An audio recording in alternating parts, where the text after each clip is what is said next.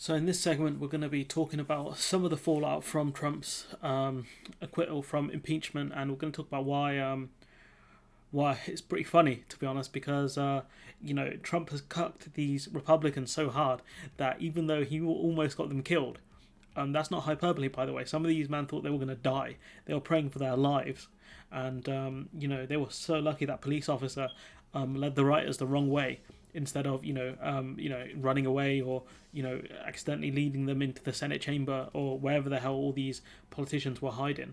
But this is, people are dead, and so it's not funny. But if we look at the aftermath from the impeachment hearing, we can see Mitch McConnell got cucked so hard by Trump. It's unreal. Mitch McConnell said the rioters were acting on the wishes, instructions of their president, and that belief was a foreseeable consequence of a growing crescendo of false statements, conspiracy theories, and reckless hyperbole of the defeated president. McConnell voted not guilty because McConnell said you can't convict a former president because they're out of office, which is hilarious. Because I think constitutional scholars have said otherwise. But McConnell really going after Trump here, but won't convict him. He won't convict him because he knows the damage that will do, because the party doesn't belong to people like McConnell anymore. It doesn't belong to this brand of Republican. It belongs to QAnon. It belongs to people like Marjorie, what's her name? Marilee Taylor Greene, or whatever the hell her name is. Lauren Boebert, OAN, that is Newsmax, all these other places. The era of Fox is dying. Because Trump has radicalized his base further than the average Republican. They've gone even worse because he hasn't just gotten people who vote against their best interest economically and socially. He's created a cult of people who believe in Trump. Whatever he pushes, that's what they believe in him. And so what we can see from this is that McConnell said all of these things. Trump is basically guilty, but voted not guilty because he claims that constitutionally you can't convict someone who's out of office, and that's his weak, measly move. This is Lewis Goddard. He works for Newsnight, saying that I'm not sure if the minority leader picked up the wrong speech. McConnell clinging to the lifeboat of constitutionality, arguing Senate can't convict as he's already left office. Says had Trump still been in office, he'd have carefully considered the case. But they could have done this whilst Trump was still in office, but they chose not to because McConnell delayed it. So essentially, a president towards the end of the term must have carte blanche. McConnell, clearly hoping to have his cake and eat it too, condemned Trump in the strongest possible terms with his eye on the verdict of historians, acquit Trump as to keep his base on side. But the thing is, he's lost Trump's base because Trump's base don't take criticism well. So by you criticising Trump, you look really bad. I mean, they're calling Romney a Marxist or a socialist or something like that. All you're doing is you're gonna annoy the people, the donors who wanted you to convict Trump, and you're going to annoy Trump's base. You can't do this half-heartedly. You pick one or the other. These are teams now. These are teams. And what McConnell has done by trying to straddle the middle path is basically fail on both counts. Remember too that McConnell was the one who prevented it coming to the floor whilst Trump was still in office. And so what you can tell from this is the outcome McConnell wanted, but this is not the move of a tactical genius turtle. This is a move of a very scared man who thinks he's going to lose his party, who knows he's lost his party, because the base, the Republican Party, love Trump, the voters love Trump. Insane or complicit, take your pick. I mean, he's a bit of both, to be honest. But yeah, keep going. Johnson calls it a kerfuffle.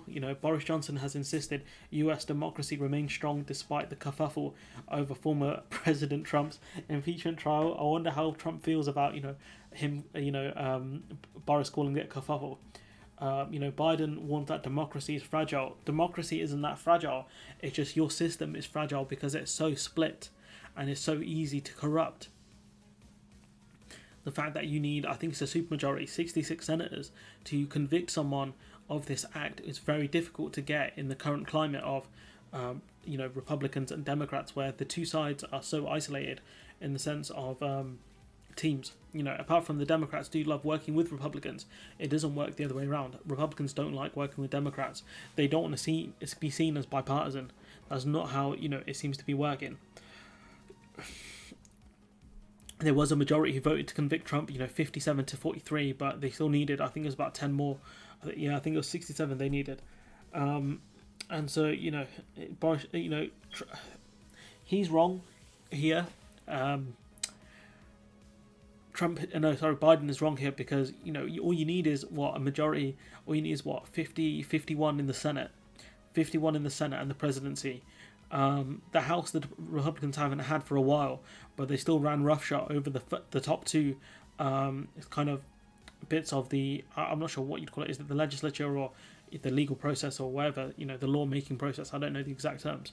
But what you can gather from this is by the Republicans just having a slight majority in the Senate and the presidency, they caused absolute chaos. They didn't even they had the House and the Senate, I think during the Obama years, and they caused absolute chaos.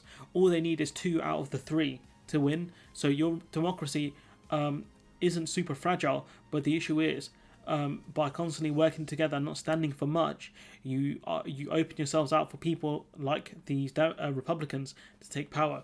You also, the fact that you need just a slight majority to elect judges is also very crazy. Maybe Biden's actually right the more you think about it. Maybe American democracy is very fragile, but then again, in British democracy, all you really need is a majority, and you can cause havoc. So who knows at this point? So this is where we get to the fun stuff, where Trump attacks McConnell, calling him dour. So when was this published? I think it was a few hours ago. Former President Trump has launched a scathing personal attack on McConnell. Mitch is a dour, sullen, and unsmiling political hack, said Mr. Trump, and if Republican senators are going to stay with him, they will not win again. And I love the fact that he calls him unsmiling, like such a random insult for a guy. Like normally that's an insult, aimed at women, saying that why don't they smile more? So it's pretty funny. He's come up with that one. The exchange exposed an apparent rift between the two over the future of the Republican Party, and I think Mitch has already lost. That's the problem. Mitch has lost. The majority of Republican senators backed Mr. Trump in his impeachment trial last week, including McConnell. So McConnell, that shows you that McConnell has lost because of the fact that he knew he had to vote for Trump. But in his speech on the Senate floor, he was mad. What did Trump say about McConnell? The Republican Party can never be respected or strong with political leaders like McConnell, who I would argue has done really well for the Republican Party. He's managed to stack the courts, including the Supreme Court, with crappy judges, crappy right-wing judges. I think he's done, if you're a Republican, he's done a great job. The two closely contested runoff votes in Georgia saw the Republicans lose both seats to Democrats, resulting in a 50-50 split of seats in the Senate. This leaves Democrats with control because Vice President Kamala Harris is the tiebreaker. But what you can tell from this, one of the reasons why they lost in Georgia was because of Trump, because Trump kept saying the elections are rigged. And so some Trumpists stayed home. Why? Because they thought, why would we vote in a rigged election? So that was down to Trump that they lost. It wasn't really down to McConnell. The only blame McConnell has is the fact that he didn't negotiate properly with the Czechs, but also Pelosi was to blame there as well. Here we got Anthony Zucker, I'm not sure how you pronounce his name. Donald Trump's Twitter ban may mean that he has lost his favourite way of lobbing attacks at his opponents, but his latest press release about Senate leader Mitch McConnell, or Minority Leader Mitch McConnell, shows he hasn't lost his bite. There's a lot of invective in the 8-paragraph diatribe. Like, why do people write like this? I don't understand. Why do people write so complicated? Like, you're writing for the BBC, pal. You're not writing for the FT. Like, don't. Anyways, from the former president, but the line that will give the Republican the most heartburn is towards the end, where he says he will back primary challenges against members of his own party where necessary and appropriate, and that's what I want to see, some red on red violence in this case. I want to see Republicans start getting primaried left, right and centre, because that's going to be pure banter. That's going to be pure banter. So when did the relationship turn sour? The two Republicans shared a cordial relationship throughout Trump's presidency. That changed, however, Mr. Trump lost the presidential election. Mr. McConnell said he hadn't spoken to Trump since mid-December. That's because McConnell wouldn't fully push the narrative that the elections were rigged. Like I said, you're either in the team or you're not. Mr. Trump, who was impeached by the House of Representatives over the violence, was acquitted. Only 7 Republicans joined to convict Trump. So we've got all of that stuff, but the most funny thing about this whole story, right, is this, okay? An earlier draft mocked Mitch McConnell for having multiple twins, said the person, but Trump was convinced by advisors to take out. He was going to attack Mitch on a personal level, Calling him, saying he's got multiple chins, probably calling him a turtle boy, all this stuff. And then you've got this guy here, Mr. Double Chin himself, I'm sorry, but the amount of petty Trump is for a guy of his age is just, it's just phenomenal. It's just phenomenal. How are you so petty and you're so old? I don't know, but this is kind of the fallout from the impeachment. What you can see is a huge rift opening in the Republican Party between kind of the McConnell wing and the Trump wing, and Trump's won it already. That's what I'm saying. So next time out, I don't think Trump will run again for the presidency, purely because I think his image has been tainted to the general voter. I think you'll see someone like Josh Hawley. I think Josh Hawley's got a shout. It just depends how much of this insurrection that people remember in a few years. I doubt people are going to remember much. I doubt it'll get talked about in 2 years' time anyways. They'll go back to classic, infighting, talking about why they need to do tax cuts and, why bipartisanship is the best way to go. Crap like that. Anyways, that's going to wrap it up here.